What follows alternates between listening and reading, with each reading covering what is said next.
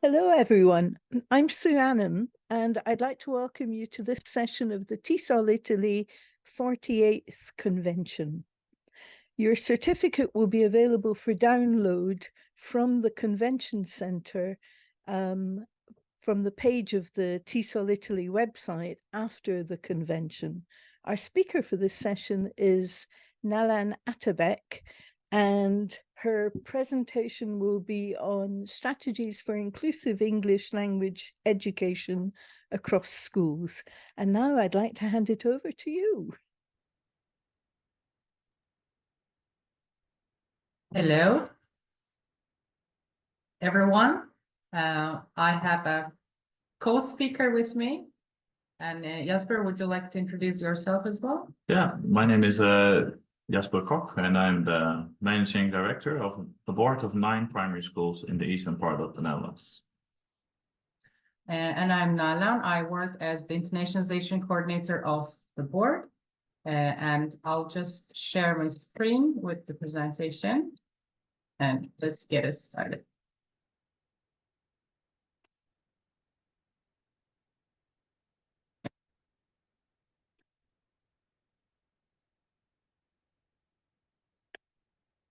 So first, let me talk about today's agenda. Actually, we had already done with the introduction. We introduced ourselves. And on the second thing on our agenda is that we would like to define what is diversity in our case and how it all started with us and why did we need to address to this diversity in our board and with what kind of solutions we came up with in the end. So, Jasper, would you like to start with the board's vision? Yeah, we have a broad vision on education, of course, but there are some things that are really make us special. For example, we have 4 extremely small schools, and we are in a rural community. Therefore, we'd like to get all schools on board with everything that we do. And one of the big things is that we want to let the children experience firsthand what it is to live in a globalized world, or what it is to be a European citizen. Therefore, internationalization is huge. Also, the schools have their own vision, their own idea of how they want to shape their education, and the board is supporting those, which leads to a variety of visions special for those schools. For example, we have a couple of Dalton schools, Geheiming Kelserike. We have the first official outdoor school in the Netherlands, and there's are these concepts like child is king, or living and learning in ateliers or workshops within the school at OBS Stedeke. So these schools we try to support as a board, but also provide us with challenges, because if we want to teach English from group 1 to 8, we need to make sure that the way we organize it is fit to the needs of every individual school. So for our case, the diversity was the student profile and parents profile within all these schools. But we had to start teaching English to all the kids across the board. So we needed to come up with some solutions. So how can we shape our English language teaching so that we can address to each and every child in 9 schools, starting from age 4 to age 12.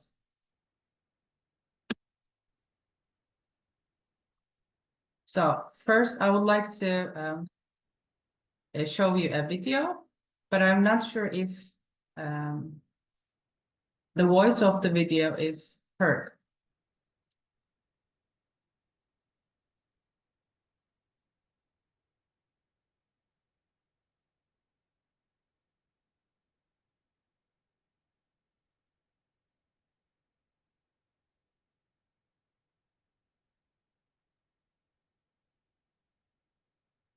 So can you hear that?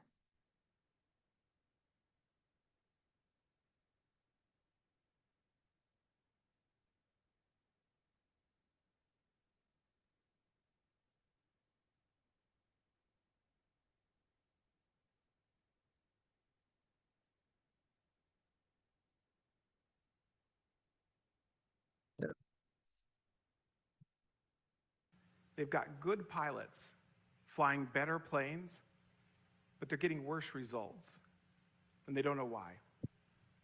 And for a while, they blame the pilots. They even blame the technology. And they eventually got around to blaming the flight instructors.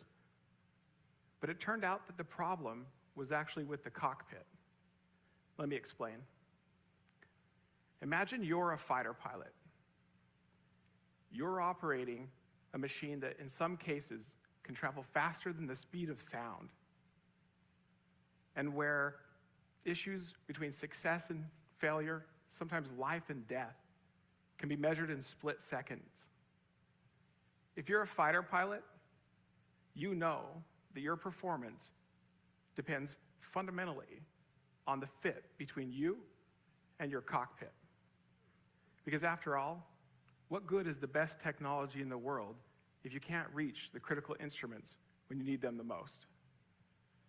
But this presents a challenge for the Air Force, because obviously pilots are not the same size. So the issue is, how do you design one cockpit that can fit the most individuals? For a long time, it was assumed that you could do this by designing for the average pilot. That almost seems intuitively right. If you design something that fit for the average size person, wouldn't it fit most people? It seems right, but it's actually wrong. And 60 years ago, an Air Force researcher, Gilbert Daniels, proved to the world just how wrong this really is and what it was costing us. Here's how he did it. He studied over 4,000 pilots, and he measured them on 10 dimensions of size.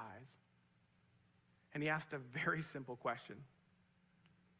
How many of these pilots are average on all 10 dimensions? The assumption was that most of them would be. Do you know how many really were? 0. Gilbert Daniels proved there was no such thing as an average pilot. Instead, what he found was that every single pilot had what we call a jagged size profile, right? Means you're not, no one's at the same on every dimension. And this makes sense. Just because you're the tallest person doesn't mean you're the heaviest. It doesn't mean you have the broadest shoulders or the longest torso. But this is tricky because if every pilot has a jagged size profile and you design a cockpit on average, you've literally designed it for nobody. So the Air As we watched in the video, so it says, it summarizes it really well. So if you design a cockpit for everyone, for the average, actually you design it for no one. So we started with this idea and we decided to address to the diverse needs of our profile, which can change from one school to the other school. But also we had a lot of diversity within one single classroom. So we decided to find a solution to this problem, actually.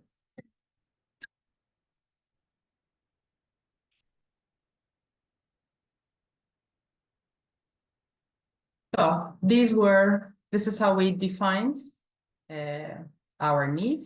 So our need that we were trying to teach English to those kids, and the solutions, actually, we needed to find the things or the materials or the way of teachings or the teams that will take us to our aim. And then we needed tool which is going to show us if these solutions are working or not. Would you like to add something there? Yeah, we suspected that there were many level differences within the class. Some kids had a bilingual family where a mother spoke English, but we also had kids that were really active in the gaming world, and we expected their level of English being really high, and many beginners. And the biggest challenge with us is how do we cater the needs of all children with all this variety and levels within the classrooms, and then also organize it for the needs and the vision of each individual school.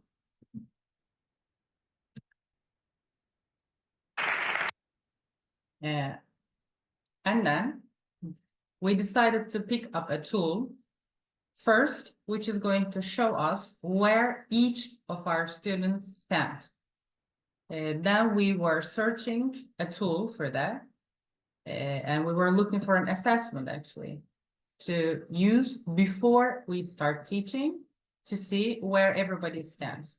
And according to this data, we decided to shape our English language teaching. So this is actually how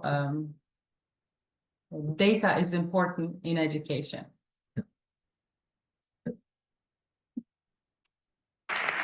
So here's the other thing. I'm a tester guy. I believe you need data, you need information, because you work at something you think is working, and you find out it's not working, right? I mean, educators, you work, you say you think you got it, you're great. No, and you find out they didn't get it. But here's the problem with testing. The testing that we do, we're going to have our test in New York next week, right? It's in April. You know when we're going to get the results back? Maybe July, maybe June. And the results have great data. They'll tell you Raheem really struggled, couldn't do 2-digit multiplication. And it's so great data, but you're getting it back after school is over. And so what do? You go on vacation. You come back from vacation, now you've got all of this test data from last year. You don't look at it. Why would you look at it? You're gonna go and teach this year. So how much money did we just spend on all of that? Billions and billions of dollars for data that it's too late to use it. I need that data in September. I need that data in November. I need to know you're struggling, and I need to know whether or not what I did corrected that. I need to know that this week. I don't need to know that at the end of the year when it's too late, because in my older years, I've become somewhat of a clairvoyant. I can predict school scores. You take me to any school. I'm really good at inner city schools that are struggling. And you tell me last year, 48% of those kids were on grade level.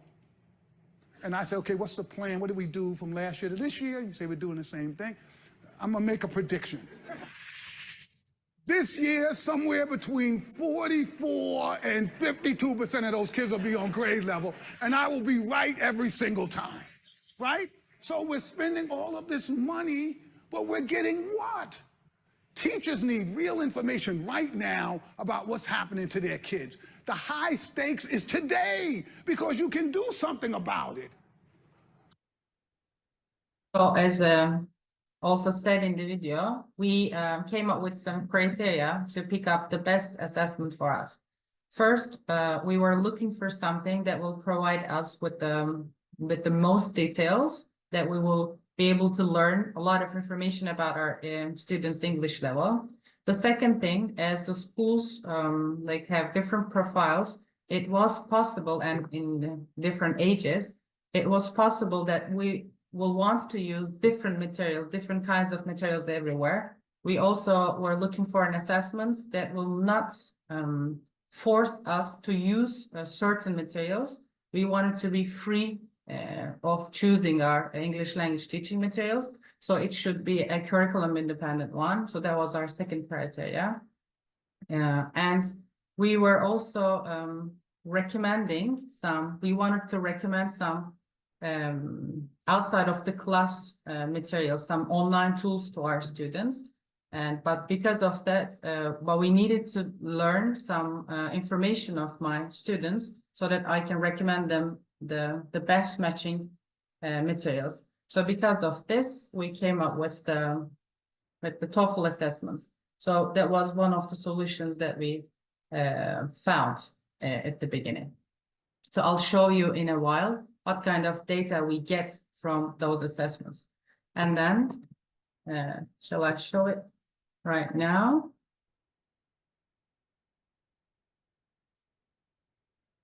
Okay.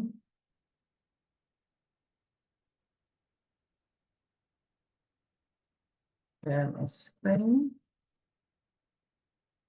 And when we had the assessments,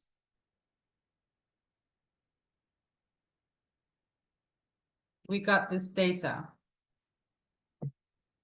So what do we see here? We were able to see their reading scores, the scale scores, which are quite detailed. As you can see, within one class, we have like a really wide range that we have 100, but we also have 115. So we exactly saw where each of our students stood, and we were able to find out like what CFR level they're in. The most important thing that we learned their Lexile level. So with this Lexile level, we matched our students with some online tools that works with the Lexile filtering system. So we placed our students in those online tools so that they are exposed to English language outside, but also inside and outside of the classroom, so that they can continue their personalized English language learning journey everywhere they like. And also, and this was something that was really interesting for our English libraries within the school. So we had shelves full of English books, but it's already hard to pick the right Dutch book and much harder to pick the right English book. But now with these Lexile levels of the children, we could also buy specific books with a certain Lexile level and to complete our library so that the kids were able to pick the right book every time. And I can really say that fun in reading English books has increased a lot within the school since we've organized our library with a coloring system according to the Lexile system. Yeah, we color-coded the English books in the libraries. Now the students, if they want to read English in their free time, for example, they can pick up the right color code for them, and then they can start enjoying their books in their free time in the school. And our second solution that we wanted to pick up the right material that will bring the world to our classrooms. And we wanted to pick up a tool, a material, a course book that is really all-inclusive, also telling our students from all around the world. And that was the material that we came out with. Can I go back to the score skill for a little bit? Yeah. So because we learned within my schools that the CEFR levels existed, but the whole development of English goes from A1 to C2, so 6 big chunks, and it describes your entire language development. And that for me was always something I could not understand. How can you just give 6 scores for a language development from not speaking English to be a native speaker? So the thing that appealed me a lot with the TOEFL assessments is that they chopped up those big chunks of CEFR levels in these tiny scale scores. And as you can see, there's loads of A2 level with reading, for example, also with listening. But you can have an A2 from 107 to 113. So what ETS, the test maker, did is chop up those big chunks of CEFR level in smaller scale scores and connect goals. And for children, this was fantastic because when they receive their score report, it says, hey, you're 109. This is what you can do in order to get to 110. This is your next step in learning with reading, with listening, and also with speaking. And that enabled the teachers to really cater the needs of all learners within a classroom. Thank you. So you want to go to National Geographic? Yeah, that was it. Would you like to talk about those as well? Yeah, because one of the big things with the schools is that we have this diversity and vision on education.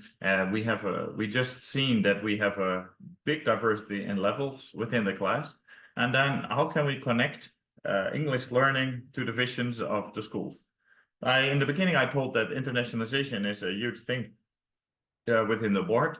We are a rural community and we really like to open up the world to the children. So after looking into all the different books that are available for children to learn, we came to National Geographic And as you can see, when Nalan is scrolling down, the photos, the videos of National Geographic are fantastic. But the best thing about it is the vision. The vision of National Geographic is that you start out somewhere in the world. You see a beautiful photo that is attracted to you. And that photo, you talk about it. It makes you wonder. It makes you talk about, hey, what do you see? What is there? What are they doing? How do you play? And then from somewhere in the world, let's say from Vietnam, you take the Thailand, also good. Thank you.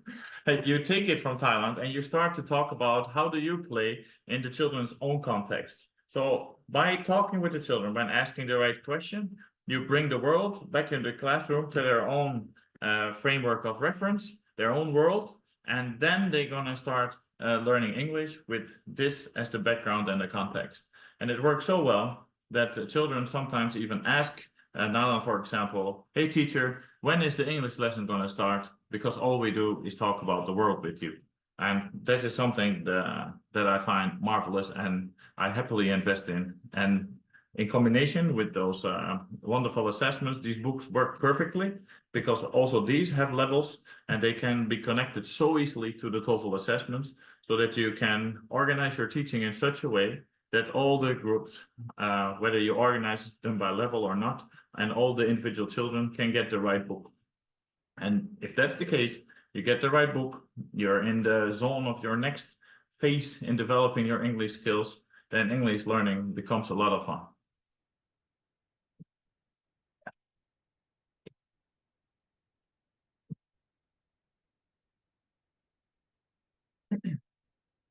So actually, we talked about some of the tools that we have to address to our learners. So the idea is we start with the assessments, but not like in the video. So we didn't have the assessments and go on a vacation.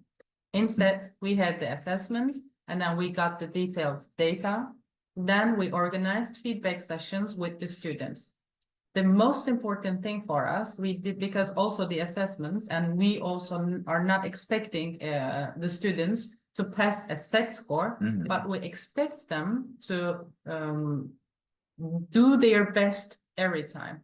So we organized these feedback sessions with the students, talked about what they can do with this score. So we also got help from the descriptors. Because also the certificates, the certificates had for the students explaining what they can do with this score. So we explained students where they stand and what they would like to do with this, how they think they would improve themselves in a better way. So we have these talks with the kids. We did some coaching, but also with their classroom teachers. And the most important thing for us is that we were able to track their development over the years, because the assessments are large scale. So we don't need to put students into a different test all the time. So this year you are going to take the A1 test. This year you're going to take the A2 test. And we'll see whether you pass or not, but no, because we picked up a large scale assessment. So we tracked that the students are climbing the stairs of English language learning.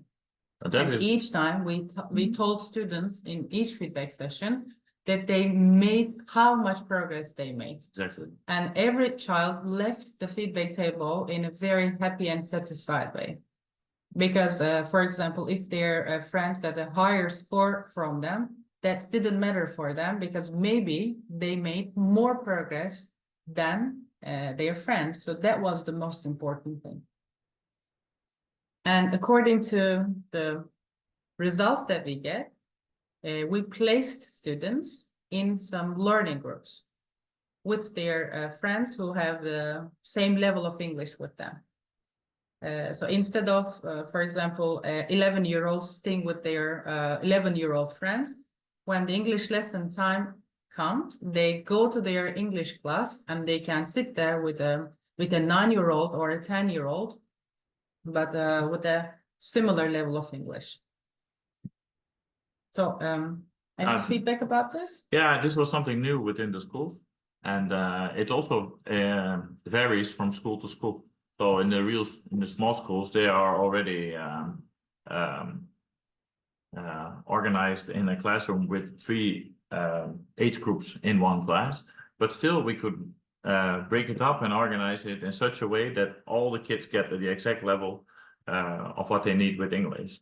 And by focusing on maximizing progress instead of jumping over the same end bar for every child, the fun in the classes increased a lot. We worked together, or Nalan and her English team worked together with the teachers, the classroom teachers, and the other English teachers to really organize English for a small school, for a big school, in learning groups, individual. They organize the weekly tasks. So it's a multiple angle approach that we're using to cater the needs of all learners with English. And by focusing on progress, that is the best thing we have ever done, because the fun in the class has risen. And we can prove it because every year we take a student survey on, one of the questions is, what's your favorite subject? English was always that last.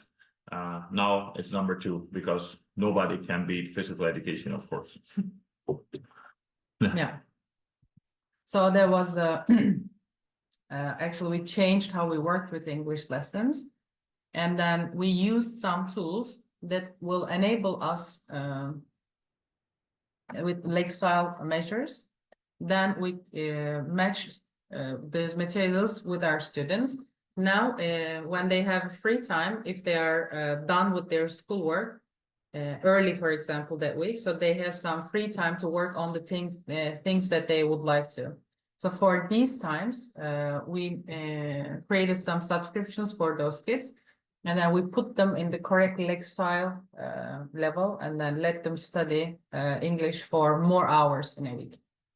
And ReadWorks, RaskKids, BrainPop, they are like only some of these resources that we use.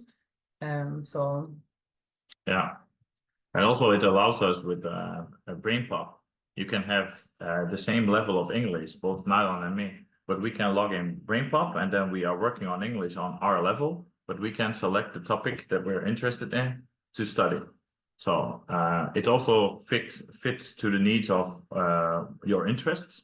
And also as a school, if you have a certain theme, for example, the outdoor school does a lot within nature, they can also open up exercises, books with RaskKids on nature or a specific outdoor topic. And then also there you cater the needs of the school, and you acknowledge the school's own vision within education. And the other thing that is working really well within the board is that we applied for an Erasmus accreditation and we got it. Now until 2027, we have the Erasmus accreditation. And with this accreditation, our teachers and students can travel around Europe to learn from each other and learn together. So, for example, we have a group of students who are traveling to Prague, to Belgium, to Finland, to Austria. And actually, we gave these students a means that they can use their English. So actually, this created a need within the students. This accreditation supported our English language teaching program a lot.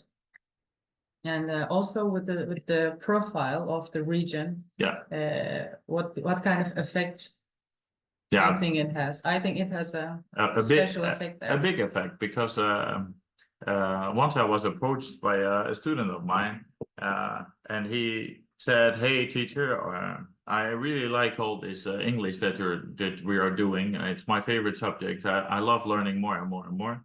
But I have a question for you." And then I asked, "What? Okay, tell me." And he said, "Do you know how many tourists come to my city here in this region?" And I said, "No, I don't know." Well, he said, "It's no more than 3. So where can I use my English? It's really difficult for me to do it here, because I approach these tourists, but there are not many. So I'd like to practice." And that is the reason that we got involved more and more in Erasmus and got the accreditation, so that we also have a practical application of the higher levels of English that we have within the board. And that worked like a charm, because we are working on becoming world citizens, become a citizen of Europe, have a practical application. They go to school in Prague. They're not going to Prague to be the tourist. No, they go to school. And the children from Prague come back to our classes. So there you go. You really are using your English to become friends within Europe. And together we work on the European idea. And we'll see the many more square there. So this many more things, actually, we come up with them on our weekly coordination times. As English team, we spread to 9 schools, and we are like traveling between schools like every day. For example, on Sundays, I have lessons in 3 schools, and then I have 2 in one school, and then get in my car and then drive to the other school, which is like 10 minutes away, and then I teach there, and then get in my car, and then I have my lunch in another school. So, but as English teachers, we are just like traveling all day in different schools, and we need to come together because we are not within one building all the time. So we come together with the English team weekly, and we share our best practices. So, hey, how it worked with you with this activity? How did you do this unit? What games did you play in the classroom? So what kind of activities, what kind of new websites did you discover this week? And then we share a lot, and then it helps a lot. For example, one of the teachers might say, hey, having these leveled groups didn't work in my school. Can I please have them within their own age? But then I would like to get a training about differentiation. How can I differentiate within with the mixed ability class? And then we help this school or this teacher on this matter. And then we don't have a one size fits all approach. We always share, think, and create together. And then this helps us go better every day. Yeah, and what we do have in common is that the starting point is always these assessments. So we know what we have in front of us. We know how the classes look, what the classes look like. So we start with the assessments in every school, but then together in good communication with the teachers and good communication with the vision of the school, we start designing the English learning process in such a tailor-made way for the individual, but also matching to the classroom and the vision of the school, that you have a complete tailor-made solution to deal and actually profit from the diversity within all schools within the board. Yeah, for example, we have 2 Dalton schools, and one of them is really high on student working on their own pace and on time outside the class. So being responsible from their own learning is a huge issue there. And then this is how we design. Also, we would like to adapt our English language teaching way to their way. So this is why it's really important for us to be flexible and to address to all kinds of types in the schools as well. So, yeah, as Jasper said, we start with the assessment, and then we place them in the correct groups, and we plan and teach according to that. We always constantly come together and reassess what we are doing, and then we review at the end of the year, and then improve and plan for the coming year again. So, any questions? I saw some questions in the chat, so we would like to get the questions now. I think we have like 7-8 minutes for it. I'll stop sharing and check the questions.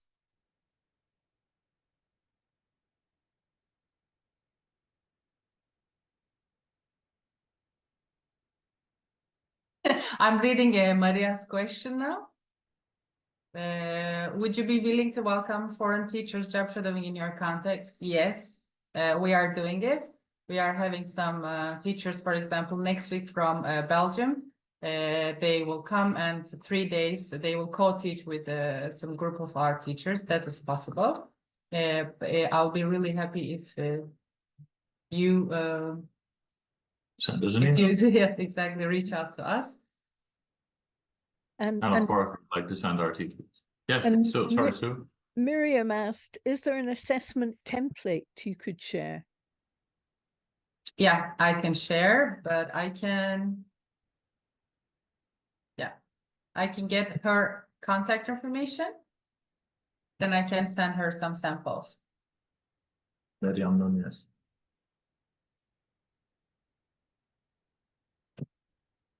I think the time is too short, Miriam, to show you the template to get a really look into it. But if we have an email address of you, then we can send you and give you some more information. She also asks, Yes, I see it. do parents express concern when older children are paired with younger children as far as the level of English their children are being taught? She says, I ask because at our school, parents are not keen on the idea and think their children are at a higher level and think their children might be regressing.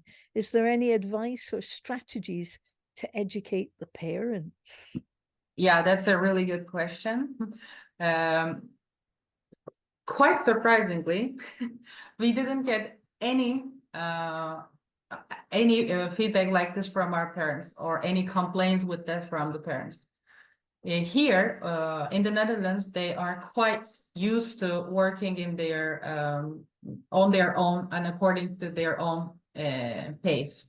So when and they are so used to getting the material within their own levels in also other lessons as well, in math, in Dutch. So it wasn't something so different for them that they are getting the English lesson in their own levels.